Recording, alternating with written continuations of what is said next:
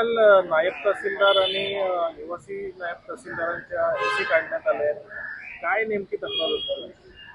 धन्यवाद. पहिला आपल्या चॅनलच्या माध्यमातून आम्ही शरद पिगुडे, एले डिसिल्वा आणि निलेश वर्तक आम्ही काही तक्रारी केलेल्या या एसीएल आल्यात. कारण पारदर्शितपणा पाहिजे. महाराष्ट्रामध्ये कुठे पण फर्स्ट ऑफिसर जो असतो त्याला एसी लावायचा अधिकार आहे. हे बाकीचे कोणत्या पण अधिकाऱ्यांना क्लास 1 क्लास 3 ला कोणत्याही पद्धतीने एसी लावायचा अधिकार. त्याच्या अनुषंगाने आम्ही प्रांत साहेबांना पत्र दिलं आणि प्रांत साहेबांनी त्याच्यात ताबडतोब एकदम इमर्जन्सीमध्ये की त्यांना पत्र दिलं की याच्यावर कारवाई झाली पाहिजे.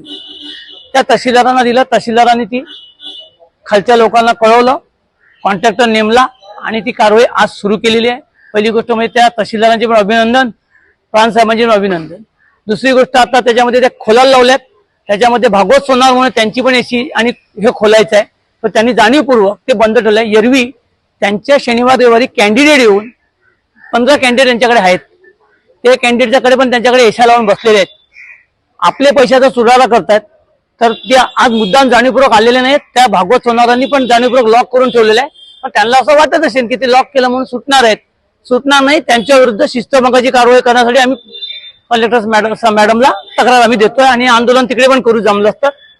आंदोलकाची पायी आलीच तर नाही तर आम्ही आमच्या लोकशाही मार्गाने कशा पद्धतीने काढायचं तर तुमच्या माध्यमातून हे नागरिकांकडे पोहोचून दे. एवढी एसी काढायची वेळ वसईकरांवरती का आली? कारण की आज प्रत्येक शासकीय काय किती असतात पण यांचीच का?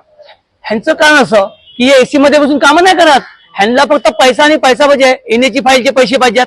फुटामागे 3 रुपये पाहिजेत, 2 रुपये पाहिजेत.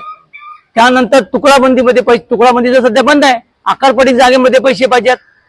तक्रार रजिस्टर मध्ये पैसे पाहिजे. एखाद्या तक्रार मागे घेतली तरी पण 2 5 लाखाची मागणी केली आहे. एका बिल्डरकडे 5 लाखाची मागणी केलेली आहे. त्या बिल्डरांनी आता आणतोय. या नाचण साहेबांनी एवढा करेक्ट अधिकारी इथे आला. आम्हाला पण माहिती होते की चांगली व्यवस्थित राहिलेली माणसं आहेत आणि ते असं सांगतात की माझं कोण व्यवस्थित बिघडू शकत नाही. त्यामुळे त्यांनी काही वस्तीतले काही आमदार, माजी आमदार, अजून काही नेते ह्यांना जाऊन भेट दिली त्यांनी. पण आम्ही प्रशासनाला घेऊन जो कायदेशीर लढा आहे तो आम्ही लढा उभा केलेला आहे आणि या लढ्याला आमचे सुनील डिसोजा साहेबांनी चांगल्या पद्धतीने आम्हाला हाताळलंय आणि आम्ही त्यांच्या मार्गदर्शनाने पुढचं आम्ही यांचं आंदोलन करून तशाच पद्धतीने अरुण मुर्तडक हे सर्कल आहेत. ह्यांनी पण तिकडे एसी लावून बसल्यात. त्यांच्याकडे पण 3 कॅन्डिडेट ठेवल्यात. मग आणला कुठून कसं ह्या वस्तीतल्या लोकांना लुटायचं, रक्त प्यायचं आणि हे असे त्याचे शोक करायचे का?